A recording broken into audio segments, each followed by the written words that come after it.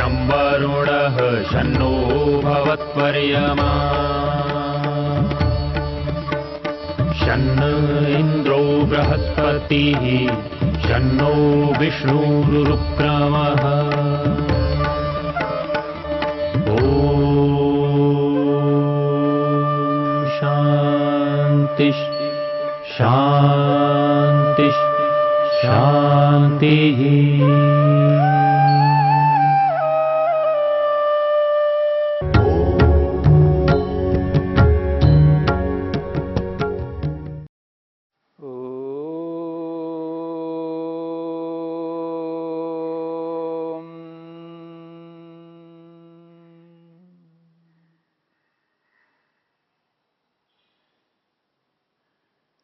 साधन पाद के 2 सूत्रों की चर्चा की गई।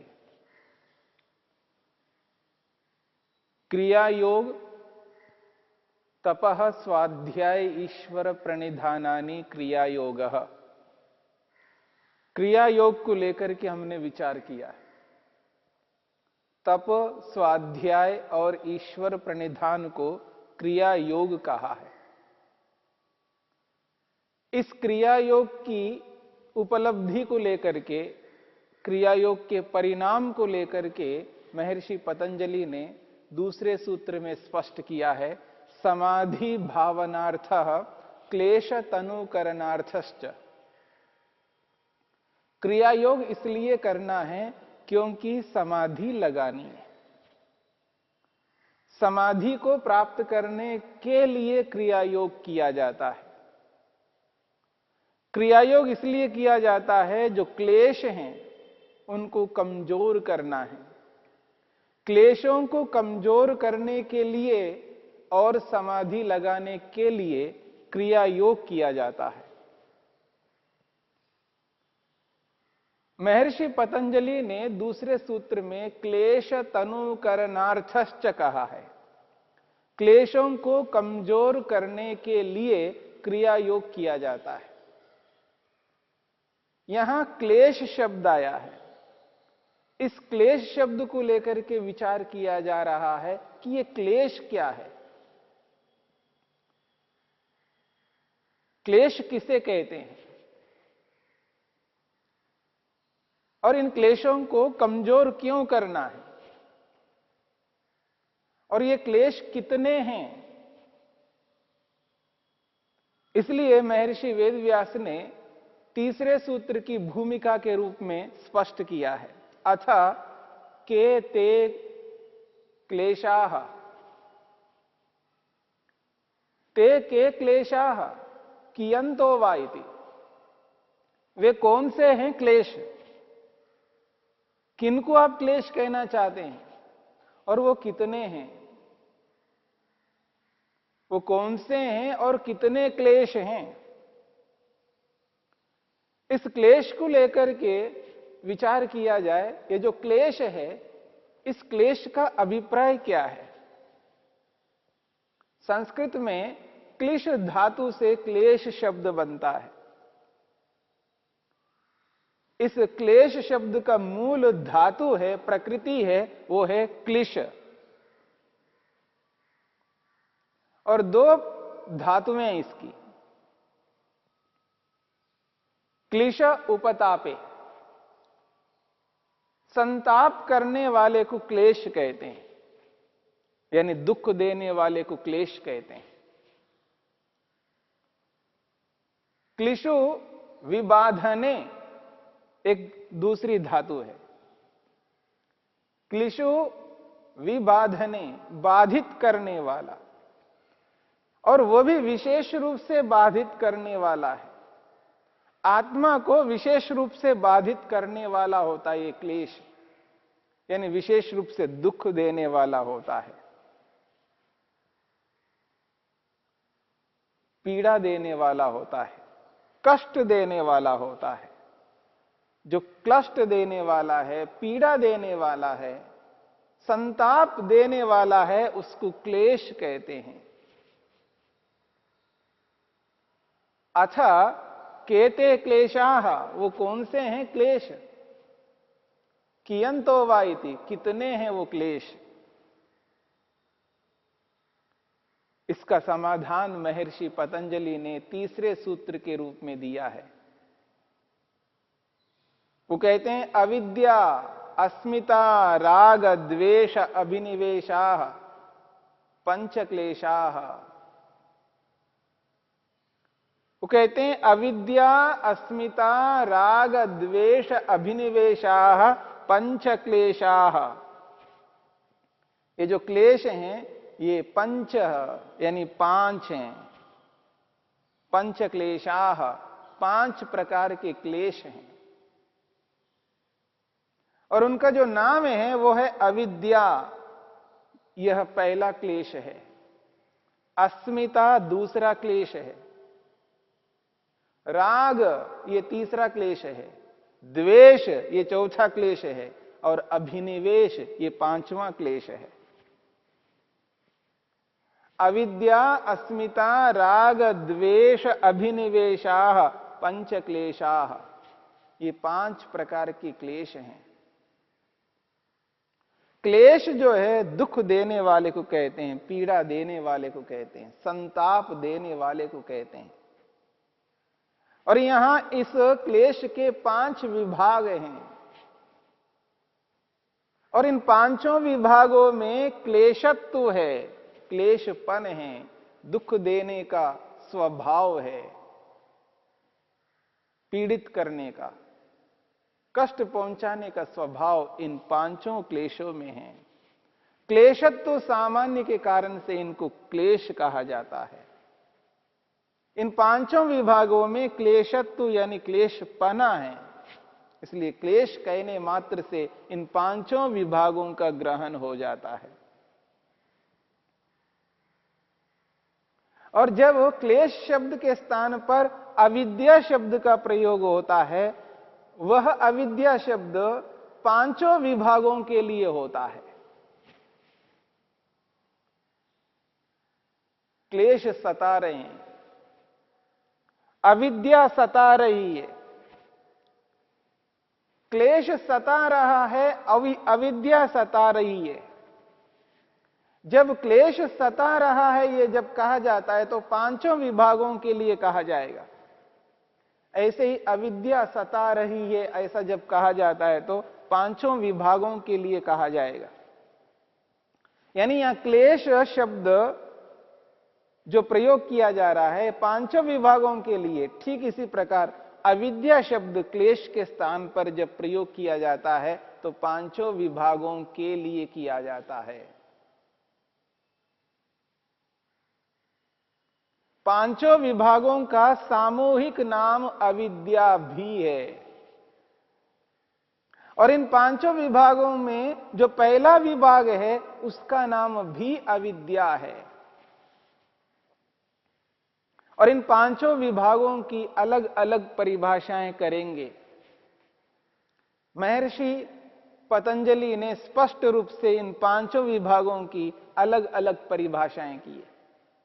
जब विभाग के लिए अविद्या शब्द का प्रयोग किया जाता है तो उसका अर्थ अलग है, उसकी परिभाषा अलग है। जब इन पांचों विभागों को एक शब्द अविद्या के रूप में कहा जाता है तब उस अविद्या का अर्थ होता है क्लेश। अविद्या कहो, क्लेश कहो। और एक शब्द इसका प्रयोग होता है विपर्यय। विपर्यय शब्द भी अविद्या के लिए आता है, विपर्यय शब्द क्लेश के लिए आता है। और स्वयं महर्षि पतंजलि ने समाधि पाद में इस अविद्या को विपर्यय कहा है और इस विपर्यय को मिथ्या ज्ञान भी कहा जाता है।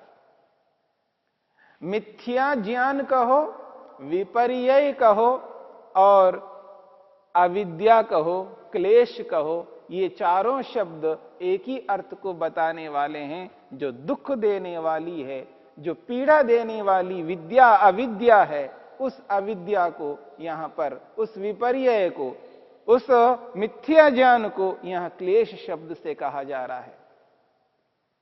और ये पांच प्रकार के क्लेश जिनका नाम अविद्या, अस्मिता, राग, द्वेष और अभिनिवेश के रूप में स्पष्ट किया है। इसलिए महर्षि वेदव्यास ने इस सूत्र की व्याख्या करते हुए स्पष्ट किया है। वो कहते हैं क्लेशाः, क्लेशाः, ये जो क्लेश हैं, ये क्लेश क्या हैं? पंच विपर्यया इत्यर्था, ये 5 प्रकार के विपर्य हैं। पंच विपर्यया, ये 5 प्रकार के विपर्य है। विपर्य कहते हैं मिथ्या ज्ञान को, उल्टे ज्ञान को। इसलिए महर्षि पतंजलि ने समाधिपाद में विपर्य की परिभाषा की है। विपर्यो मिथ्या ज्ञानम अतदरूप प्रतिष्ठम। विपर्य किसको कहते हैं? मिथ्या ज्ञान को कहते हैं। मिथ्या ज्ञान को विपर्य इसलिए कहते हैं क्योंकि अतदरूप प्रतिष्ठम, जो वस्तु जैसी है उस वस्तु को उस रूप में नहीं जाना जाता है, विपरीत जाना जाता है, उल्टा जाना जाता है। तद्रूप कहते हैं जो जैसा है उसी रूप में अनुभव करना, और अतद्रूप कहते हैं जो जैसा है उससे उल्टा अनुभव करना, विपरीत अनुभव करना। इसलिए इसका नाम है विपर्य है, उल्टा ज्ञान है, विपरीत ज्ञान है। इस उल्टे ज्ञान को, विपरीत ज्ञान को ही मिथ्या ज्ञान कहा जा रहा है, और इसी मिथ्या ज्ञान को अविद्या कहा जा रहा है, और इसी अविद्या को विपर्य शब्द से यहां पर महर्षि वेदव्यास स्पष्ट करते हैं। क्लेशा इति पंच विपर्यया इत्यर्था। ये जो क्लेश है, ये क्लेश का अर्थ है 5 विपर्य है, 5 प्रकार के मिथ्या ज्ञान हैं। और ये 5 प्रकार के मिथ्या ज्ञान व्यक्ति को दुखी करते हैं, क्लेशित करते हैं, पीड़ा पहुंचाते हैं। आत्मा दुखी रहता है। अविद्या से, अस्मिता से, राग से, द्वेष से और अभिनिवेश से आत्मा को दुख प्राप्त होता है, कष्ट प्राप्त होता है। जो आत्मा सुखी होने के लिए संसार में आया है और वह आत्मा इस अविद्या के कारण से दुखी होता है, पीड़ित रहता है, संताप से युक्त रहता है, क्योंकि यही अविद्या उस आत्मा को दुखी करने लगती है। ऐसी इस अविद्या को समझना है, ऐसे इन क्लेशों को समझना है, और समझ करके क्या करना है? तनु करना है, कमजोर करना है। क्योंकि अविद्या मनुष्य को अनुचित कर्मों में प्रेरित करती है, अनुचित कर्मों को करने के लिए उसको उकसाती है। और जब तक मन के अंदर अविद्या रहती है तब तक व्यक्ति अनुचित कर्मों में प्रवृत्त होता रहता है, गलत कर्म करता रहता है, क्योंकि अविद्या उसके मूल में कारण बन रही है। जब व्यक्ति किसी कर्म में प्रवृत्त होता है, उस कर्म को इसलिए करना चाहता है क्योंकि वहां अविद्या प्रेरित कर रही है उस कर्म को करने के लिए, क्योंकि विद्या नहीं है, अविद्या है, यानी क्लेश है। क्लेश के कारण से जो नित्य नहीं है उसको नित्य समझता है, जो शुद्ध नहीं है उसको शुद्ध समझता है, जो चेतन नहीं है उसको चेतन समझता है, जो सुखदायी नहीं है उसको सुखदायी समझता है, जो नष्ट होने वाला है उसको अनुभव करता है ये नष्ट नहीं होगा, जो सदा रहने वाला नहीं है उसको सदा रहने वाला अनुभव करता है, और उसकी प्रवृत्ति उसी रूप में होती है। जिसे सुख नहीं मिलता हो उसको सुख देने वाला मान करके उसमें प्रवृत्त होता रहता है। जिससे तृप्ति नहीं मिलती है, संतोष नहीं मिलता है, जिसके कारण से निर्भयता प्राप्त नहीं होती है, परंतु उस ओर प्रवृत्त होता रहता है, क्योंकि ये अविद्या व्यक्ति को उसी ओर प्रवृत्त कर रही होती है। इसलिए इस बात को समझने की चेष्टा करनी है। ये जो विपर्यय है, ये मिथ्या ज्ञान है, ये व्यक्ति को वहां तक पहुंचा देता है जहां व्यक्ति को नहीं पहुंचना होता है। इसलिए इस मिथ्या ज्ञान को, विपरीत ज्ञान को, उल्टे ज्ञान को कमजोर करना है, कार्य करने में असमर्थ बना देना, आत्मा को कर्म में प्रवृत्त न करे ऐसा बना देना। आत्मा जब किसी कर्म में प्रवृत्त होने लगता है, उस अविद्या के कारण से, मिथ्या ज्ञान के कारण से प्रवृत्त होता है। वो जो प्रवृत्ति है उसके पीछे मिथ्या ज्ञान काम न करे ऐसा अपने आप को बनाना है। यही विपर्यय है, विपरीत ज्ञान है।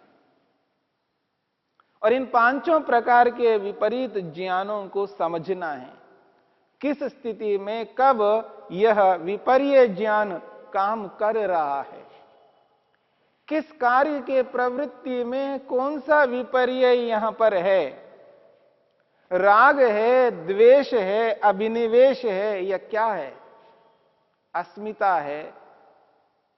इस एक एक विपर्यय मिथ्या ज्ञान को अनुभव करते हुए व्यक्ति को आगे बढ़ना है।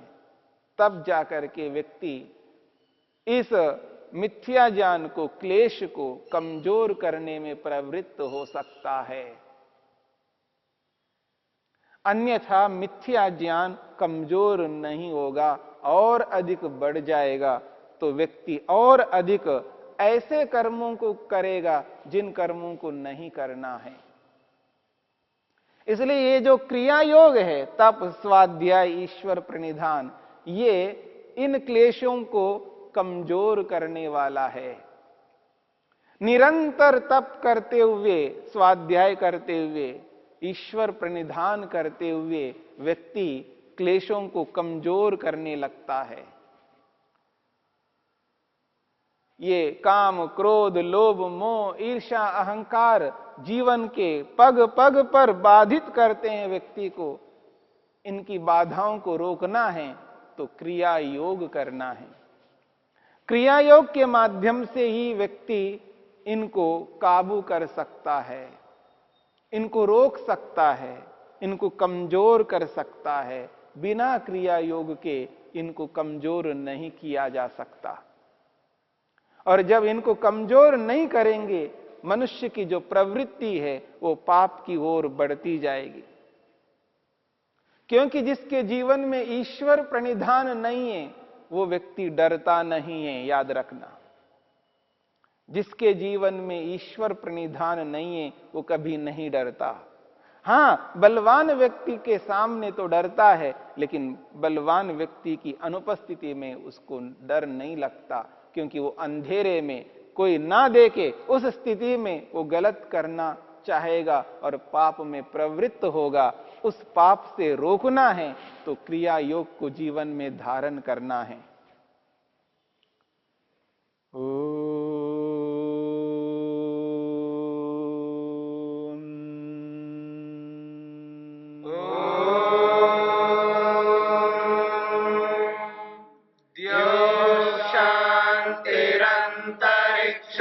शांति पृथ्वी शांतिरापः शांतिरोषधयः शांतिः वनस्पतयः शांतिर्विश्वे देवा शांतिर्ब्रह्म शांति सर्वं शांति शांतिरेव शांति श्यामा